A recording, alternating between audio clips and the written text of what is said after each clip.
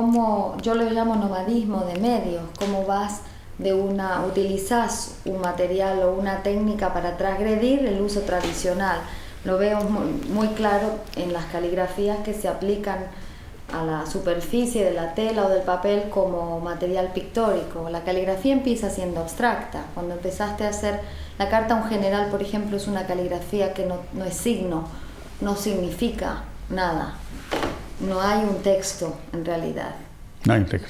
Después desarrollaste un sistema como de códigos, de alfabeto. Sí. O sea que el significado vino después. Sí, esa fue una cosa curiosa porque hay una relación entre las esculturas de alambre y los dibujos, los grafismos, ¿no es cierto? En general uno supone que empieza con los grafismos y después hace las esculturas, ¿no? Como si los grafismos fueran en un plano y después uno lleva al espacio. En cambio fue al revés. Yo empecé a hacer las esculturas de alambre en el año 59, me parece, 60, ¿sí?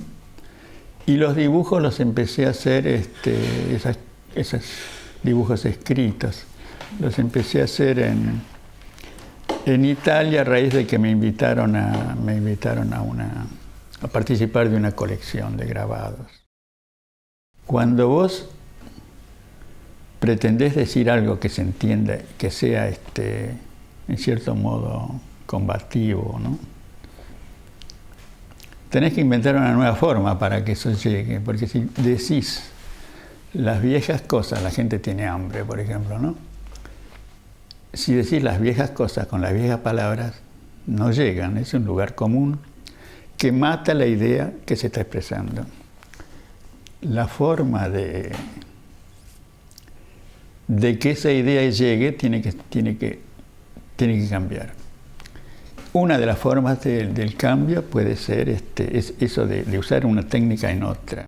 Eso tuvo como 3 etapas, ¿no? Primero fue la escritura no significativa, ¿no? La escritura no figurativa, llamarla si querés, ¿no? Después de eso, que era como una crítica a la escritura, resulta que caí en la escritura, como el cuadro escrito, ¿no? Y después de eso, creo que después o antes, lo que hice fue la escritura incomprensible, pero como deformando la escritura común. Yo no sé si carta a un general era eso o no, porque ya ahora no las entiendo, ¿no? Pero hay unas cuantas que las hacía en esa forma porque me facilitaba inventar. Una cosa es inventar el signo y otra cosa es tener un signo y deformarlo. Pero había un elemento también de protección de lo que se estaba diciendo en el hecho de utilizar una escritura abstracta o deformada por un tema de censura, porque por ejemplo la carta en general. En la carta en general, por ejemplo, hay un subtexto, hay algo que se está diciendo pero que no se puede leer. Es difícil escribir una carta en general, digamos, lógica, ¿no es cierto? Una carta en general, pero digamos que diga cosas que no sea simplemente una puteada, ¿no? Sino que sea una puteada, pero que artística. Y era. No, entonces, más que una forma de protección, es una confesión de incapacidad de escribir una carta en general, qué sé yo, como las cartas de Walsh, ¿no? Como esa es una carta. Entonces, en vez de escribir una carta así, lo que uno hacía es un remedo de carta, o una carta falsificada, o una carta escondida, que puede tener el interés de que vos estás expresando al preguntarte, pero ¿significa o no significa, ¿no? El tema del subtexto o del texto escondido, para mí está muy claro en las obras que incorporan braille, por ejemplo, porque las personas que somos videntes no podemos leer el braille, no sabemos leer con el tacto. Claro. Hay dos elementos, hay otra transgresión del medio también, porque estás utilizando el signo visible para los ojos y el signo táctil del braille, los estás incorporando en una misma imagen. Los brailles empezaron con la idea de Borges Ciego escribiendo poemas de amor, ¿no? Y entonces los hice se los escribí a Borges sobre las fotografías de Man Ray como si fueran las muchachas que él amaba y que él le dedicaba esos poemas tan lindos. Con la idea de que hay que acariciar a la mujer para saber qué es lo que le dice el poeta, ¿no?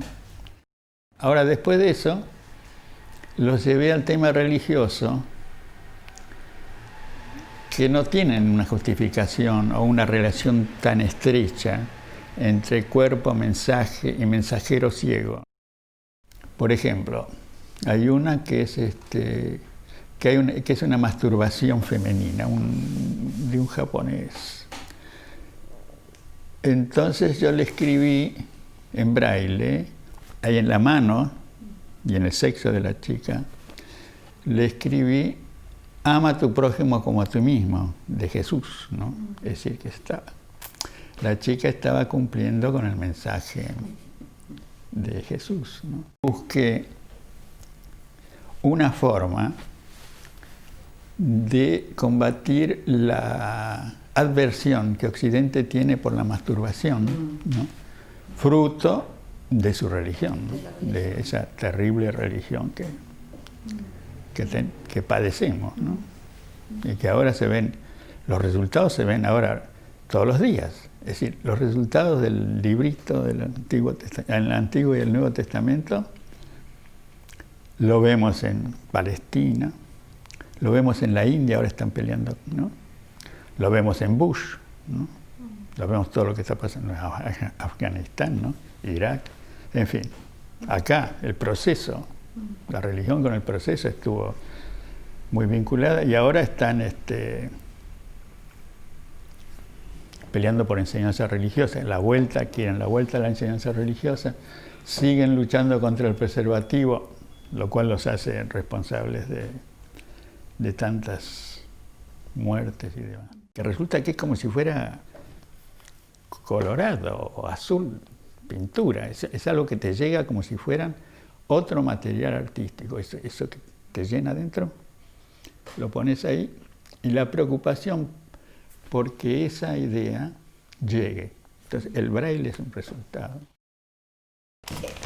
La idea de trabajar sobre lo absurdo de la organización urbana salió de tu experiencia de vivir en Sao Paulo, en el año 76. Bueno, supongo, ¿no? Yo no lo tengo muy... Supongo que sí, que en San Pablo ha de haber, porque me impresiona mucho la ciudad, y entonces pensaba hacer una ciudad, se llama calle, ¿no? Rúa. Hacer una ciudad donde pasaban cosas, muchos episodios de camas, ¿no? Por ejemplo, acá hay un café con una cama, acá hay oficinas que tienen camas ahí, como si estuviera siempre dispuesta el lugar ese tan especial, ¿no? Que es la cama, ¿no? Se usa para tantas cosas, hasta para morirse, ¿no? Entonces son mujeres encarceladas. Y es casi como un laberinto, ¿no? Sí. Y acá están, bueno, los funcionarios. Hay como una especie de relectura del poder, y a mí me hizo acordar mucho al ver estas figuras siguiendo comportamientos aparentemente lógicos a la imagen del chien andaluz de Buñuel y Dalí, donde sale la imagen de los insectos en el hormiguero, de las hormigas y de la calle vista desde la ventana. Entonces es como ese macrovisión de un mundo ínfimo. Y acá es como también un poco esa como especie de control que ejercemos de la mirada sobre esos mundos íntimos, porque son todos mundos íntimos que se ven desde arriba, que son los que el arquitecto determina serán la manera lógica de establecer el espacio. Como aquella película Miracolo en Milano, ¿no? Que te acordás del rayo de sol, ¿no? Todo el mundo se pone abajo. Acá el rayo de sol sería ese, ¿no? Todos quieren llegar, pero se ve como imposible. Son piezas que no necesitas pasillo para llegar a la pieza, ¿no? San Pablo entonces tuvo una influencia importante en el lenguaje simbólico de esta obra, ¿no? Sí, no solo por la ciudad, sino por la gente que encontré, ¿no? Me parecen más, los brasileños me parecen con la cabeza más libre. Sí. Por eso siempre digo, en caso de exilio, mejor irse a Brasil. Empecé en el 62 yo a hacer esto. Y esto era dibujo escrito, no tenía ningún significado. Y en general esto ya es del 64, son los manuscritos, ¿no? Cuando ya se transforma eso, se transforma, vuelve a la escritura, ¿no? De eso salió de la escritura y después vuelve a la escritura. Ahora, esta tiene la particularidad de que está escrita, no sé si te conté, yo hice un vocabulario con palabras del diccionario que no entendía las palabras. Y después las usé sin entenderlas aquí, ¿no? Entonces decía, cuando entré en la casa de Alafia estaba jabalconeándose al impiedoso gazafatón, añojada, embendijada entre la estornija. Es decir, son como abstractas en cierto modo, ¿no? O incomprensibles, solo que por las palabras en sí, ¿no? Estas son del 62, bueno, mayo del 62. 64, esta. Estas son todas de la época, 63. Esta es una de las primeras. Primera, ¿ves? Primera música. Es la primera que hice. Y música porque es como una notación musical. Sí, las llamaba música. Ese es del 6 de... Es en Milán, ¿ves? Del 62. Del 6 de marzo. Y esa es la carta al general. Estas son las cartas al general. Esta me parece que es escritura deformada. Esta. Pero no sé, no estoy seguro. Las tres son cartas al general.